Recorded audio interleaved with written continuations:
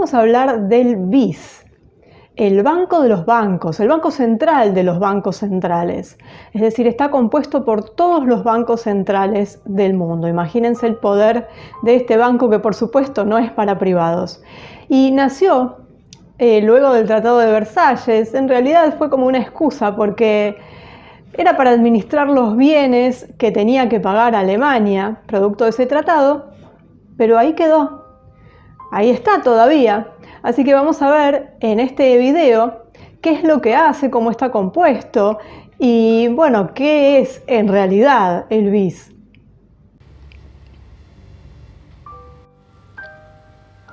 La formación del BIS fue acordada por sus bancos centrales constituyentes en el llamado Acuerdo de La Haya, el 20 de enero de 1930, y estuvo en funcionamiento poco tiempo después.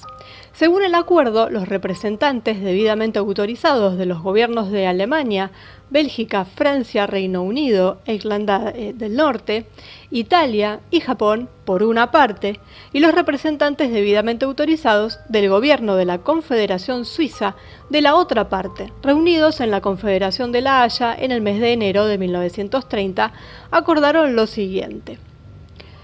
En el artículo 1 dice que Suiza se compromete a otorgar al Banco de Pagos Internacionales sin demora la siguiente carta constitutiva con fuerza de ley: no derogar esta carta, no enmendarla o agregarla y no sancionar enmiendas a los estatutos del banco mencionado en el párrafo 4 de la carta de otro modo que no sea de acuerdo con los demás gobiernos signatarios. Los pagos de reparación alemanes, o la falta de ellos, tuvieron poco que ver con la fundación del BIS, aunque esta es la explicación dada desde su fundación. Por supuesto, Alemania haría un pago único al BIS, que a su vez depositaría los fondos en las respectivas cuentas del Banco Central de las naciones a las que se debían los pagos.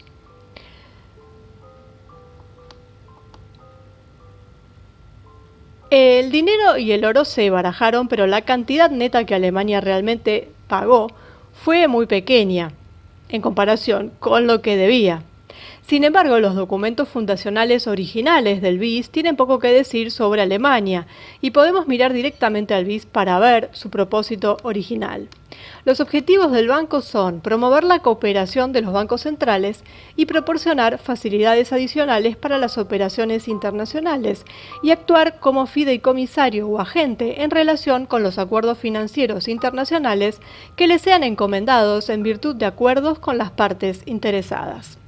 Eso es lo que es realmente el BIS y para lo que se creó, solo que se le puso la máscara de ser quien administraba el pago de la deuda de Alemania.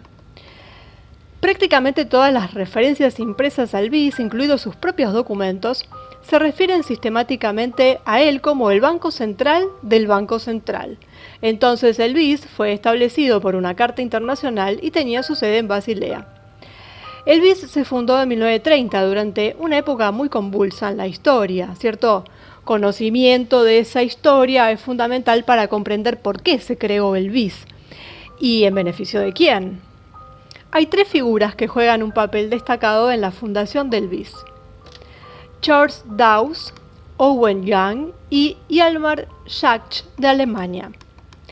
Charles Dawes fue director de la Oficina de Presupuesto de Estados Unidos. En 1921 formó parte de la Comisión de Reparaciones Aliadas hasta el año 1923. Su último trabajo sobre estabilizar la economía de Alemania le valió el Premio Nobel de la Paz en 1925. Después de ser elegido vicepresidente bajo el presidente Calvin Coolidge de 1925 a 1929 y nombrado embajador en Inglaterra en 1931, reanudó su carrera bancaria personal en 1932 como presidente de la Junta del City National Bank and Trust en Chicago, donde permaneció hasta su muerte en 1951.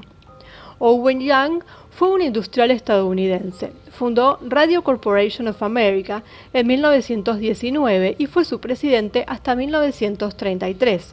También se desempeñó como presidente de General Electric desde 1922 hasta 1939.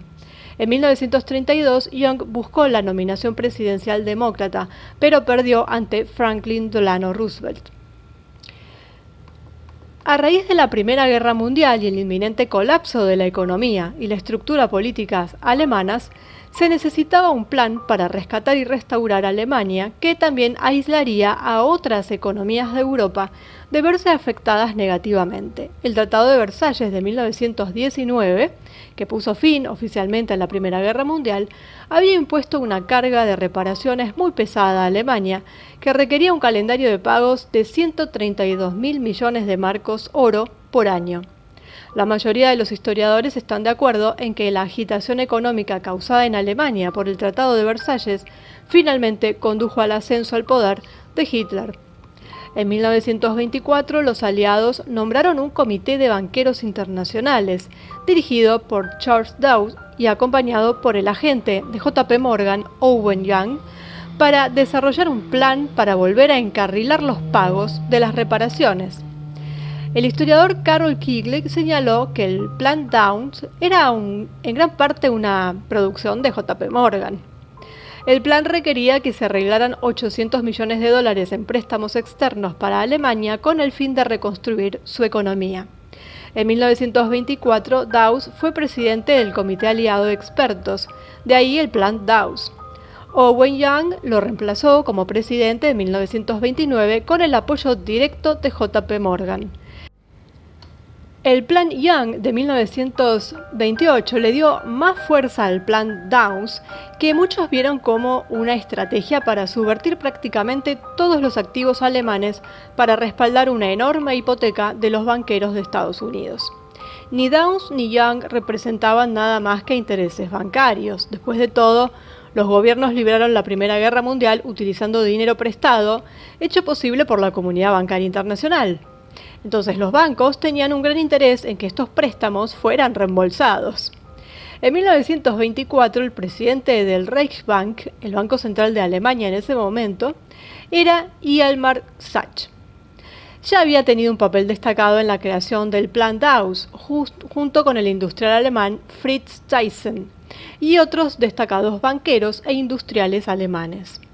El Plan Young fue tan odioso para los alemanes que muchos lo atribuyen como una condición previa para el ascenso al poder de Hitler. Fritz Thyssen, un destacado industrial nacionalsocialista, declaró: le di al Partido Nacional Socialista solo después de que se convenció de que la lucha contra el Plan Young era inevitable si el colapso completo de Alemania iba a ser evitado. Algunos historiadores atribuyen demasiado rápido a Owen Young como el hombre de ideas del Banco de Pagos Internacionales. De hecho, fue Hjalmar Sachs quien propuso por primera vez la idea de esto, que luego fue llevado a cabo por el mismo grupo de banqueros internacionales que llevaron a cabo los planes Dawes y Young.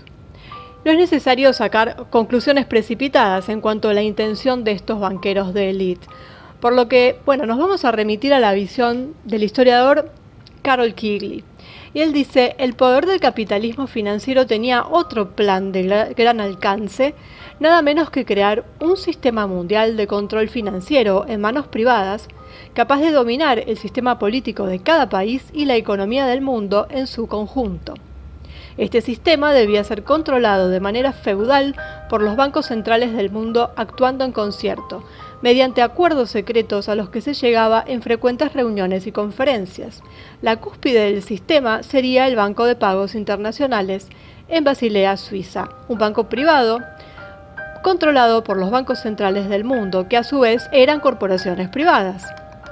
Cada banco central, en manos de hombres como Montague Norman del Banco de Inglaterra, Benjamin Strong del Banco de la Reserva Federal de Nueva York, Charles Rist del Banco de Francia y Hjalmar Sachs del Reichsbank, buscaba dominar su gobierno mediante su capacidad para controlar los préstamos del Tesoro, manipular las divisas, influir en el nivel de actividad económica del país e influir en los políticos cooperativos mediante recompensas posteriores en el mundo empresarial.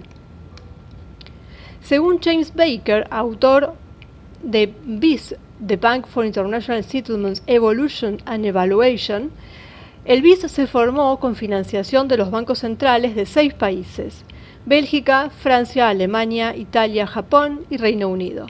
Además, 3 bancos internacionales privados de Estados Unidos también ayudaron a financiar el establecimiento del BIS. El Banco Central de cada nación suscribió 16.000 acciones. El Banco Central estadounidense, la Reserva Federal, no se unió al BIS, pero los 3 bancos estadounidenses que participaron obtuvieron 16.000 acciones cada uno. Por lo tanto, la representación de Estados Unidos en el BIS fue 3 veces mayor que la de cualquier otra nación. ¿Quiénes fueron estos bancos privados? Bueno, no sorprenden los nombres. JP Morgan Company del Chase Bank, First National Bank of New York, que ahora es Citibank, First National Bank of Chicago, que es parte del Chase Bank. El 8 de enero del 2001, una Asamblea General Extraordinaria del BIS aprobó una propuesta que restringía la propiedad de las acciones del BIS a los bancos centrales, como mencionamos anteriormente. Alrededor del 13,7% de todas las acciones estaban en manos privadas en ese momento y la recompensa se realizó con un desembolso en efectivo de 724.956 millones de dólares. El precio de $10.000 por acción fue más del doble del valor en libras de 4.850 dólares. No se sabe con certeza qué se logró con la recompra de estas acciones, pero el BIS afirmó que era para corregir un conflicto de intereses entre los accionistas privados y los objetivos del banco, pero no ofreció detalles. Sin embargo, no se trataba de una cuestión de votación porque a los propietarios privados no se les permitía votar con respecto a este tema.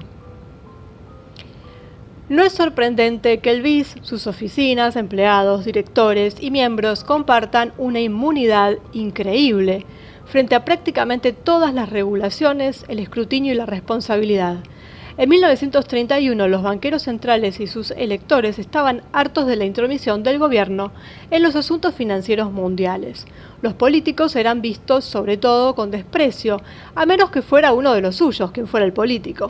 Por lo tanto, el BIS les ofreció una oportunidad única de establecer la cúspide de la forma en que realmente lo deseaban, en privado. Y exigieron estas condiciones, y obtuvieron lo que exigieron. Y este tema de la inmunidad vamos a hacer como un pequeño resumen. Y tiene que ver con inmunidad diplomática para las personas y lo que lleven consigo, es decir, valijas diplomáticas. Todo esto con respecto a lo que mencionábamos, ¿no? A los directores, a los empleados, a los miembros. También a esto se agrega, sin impuestos sobre ninguna transacción, incluidos los salarios pagados a los empleados. Inmunidad de tipo embajada para todos los edificios o oficinas operados por el BIS. Sin supervisión ni conocimiento de las operaciones por parte de ninguna autoridad gubernamental. Libertad de las restricciones de inmigración. Libertad para cifrar todas y cada una de las comunicaciones de cualquier tipo. Y libertad de cualquier jurisdicción legal. Además, los miembros de la Junta Directiva del BIS reciben beneficios especiales individualmente, que es la inmunidad de arresto o prisión e inmunidad de incautación de su equipaje personal, salvo en casos de flagrante delito. Inviolabilidad de todos los papeles y documentos, inmunidad de jurisdicción incluso después de cumplida su misión, por los actos realizados en el desempeño de sus funciones, incluidas las palabras habladas y escritas. Exención para ellos, sus cónyuges e hijos, de cualquier restricción de inmigración, de cualquier trámite relativo al registro de extranjeros y de cualquier obligación relacionada con el Servicio Nacional en Suiza. El derecho a utilizar códigos en las comunicaciones oficiales para recibir o enviar documentos o correspondencia por medio de correos o valijas diplomáticas. Y por último, todos los funcionarios y empleados restantes del BIS gozan de las siguientes inmunidades. Inmunidad de jurisdicción por actos realizados en el desempeño de sus funciones, incluido lo hablado y escrito, incluso después de que dichas personas hayan dejado de ser funcionarios del banco. Exención de todos los impuestos federales, cantonales y comunales sobre los sueldos, tasas y subsidios que les paga el banco. y exentos de las obligaciones nacionales suizas, la libertad de los cónyuges y miembros de la familia, de las restricciones de inmigración, la transferencia de activos y propiedades, incluso a nivel internacional, con el mismo grado de beneficio que los funcionarios de otras organizaciones internacionales. Por supuesto, un estatuto corporativo puede decir lo que quiera decir y aún estar sujeto a autoridades externas. Sin embargo, estas fueron las inmunidades practicadas y disfrutadas desde 1930 en adelante. El 10 de febrero de 1987 se firmó un reconocimiento más formal llamado Acuerdo de Sede entre el BIS y el Consejo Federal Suizo. Y básicamente se aclaró y se reiteró todo lo que acabamos de mencionar.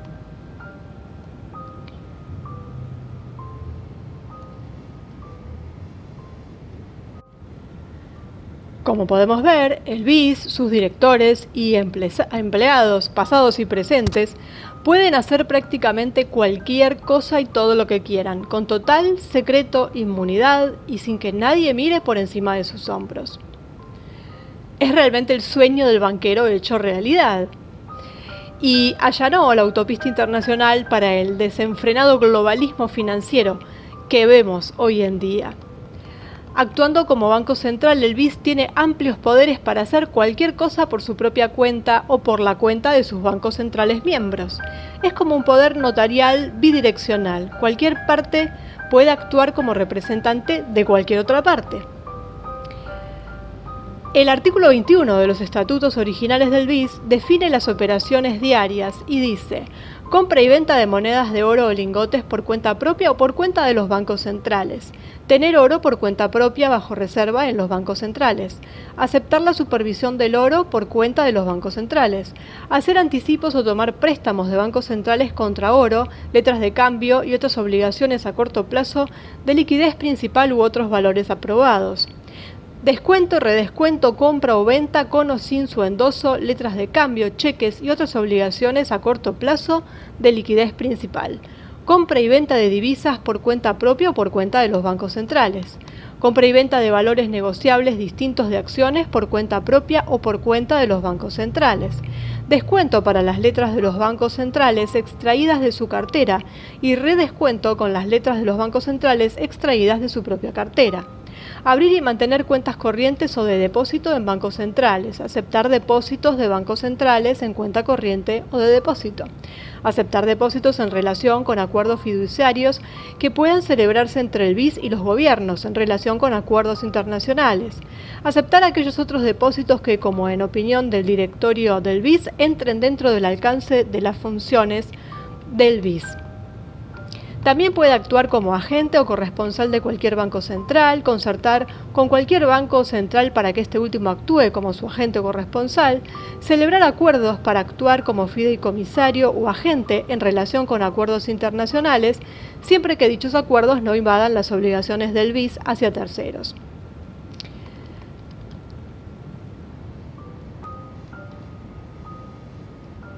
Y para terminar y no hacerlo más engorroso con tanto tecnicismo, vamos a ver cuál es su relación con el Fondo Monetario Internacional y con el Banco Mundial. Bueno, el FMI interactúa con los gobiernos, mientras que el BIS interactúa solo con otros bancos centrales. El FMI presta dinero a los gobiernos nacionales y a menudo estos países se encuentran en algún tipo de crisis fiscal o monetaria.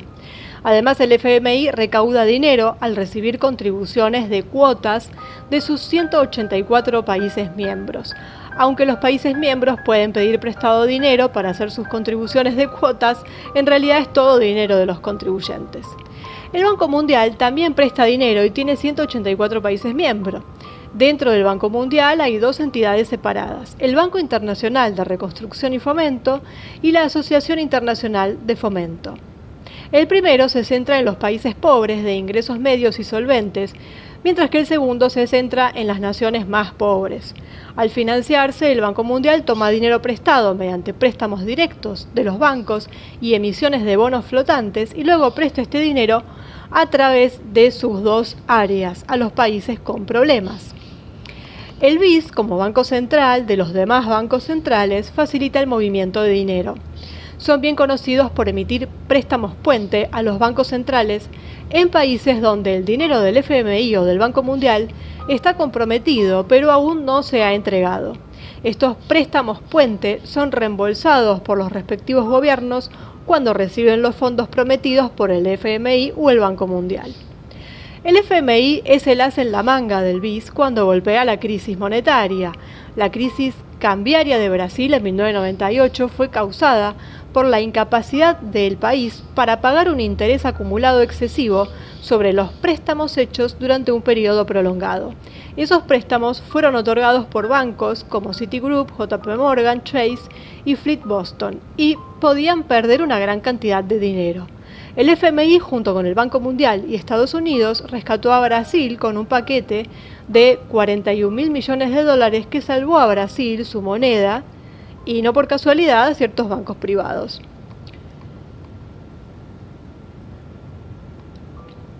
Y al respecto de esto, se dijo que el rescate del FMI para Brasil era una ganancia inesperada para los bancos y un desastre para los contribuyentes estadounidenses.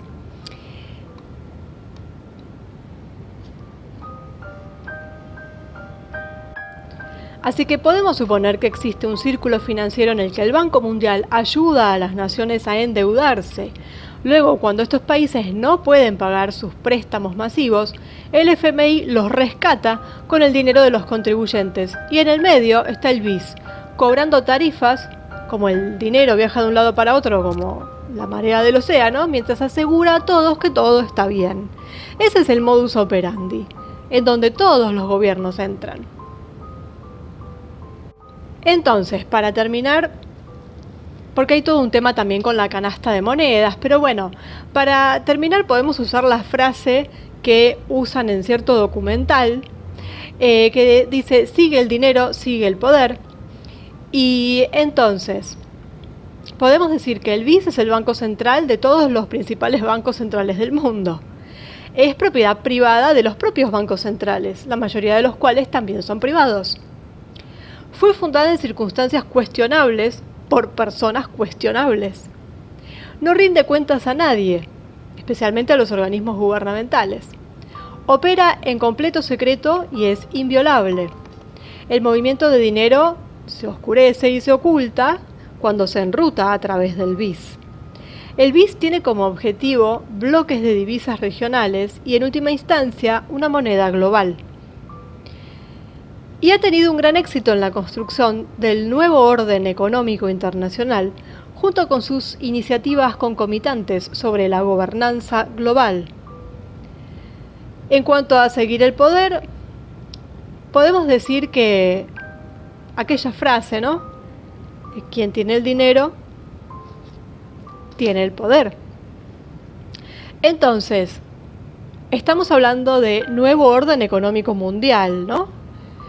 De gobernanza global, de moneda única global, de ser el banco de los bancos, de manejarse todo en secreto, como las sociedades secretas. Es decir, esto es en el área financiera, en el área económica, exactamente lo mismo que pasa a otro nivel. Es una sociedad secreta que busca el gobierno mundial, que busca el nuevo orden, que todo lo que hace es turbio, que nadie lo puede tocar y cuyos miembros, bueno, son siempre parte de lo mismo y son siempre los mismos. Así que acá tenemos el ala económica más grande que engloba a todos los bancos, es decir, uno se queja de los bancos, pero bueno, todos convergen hacia este banco, hacia el BIS. Así que la importancia del BIS es fundamental, es lo más importante en el área económica. Así que ahí tenemos a la entidad financiera más antigua como entidad propiamente, no como banco privado, por supuesto, porque los bancos ya existían, pero este tipo de organismos empieza con el BIS. Y ahí está. Y ahí lo tenemos, y digita todo, o sea que podemos decir que es uno de los grandes, de los peces gordos dentro del ámbito de la economía y sobre todo de lo que son los bancos. De JP Morgan.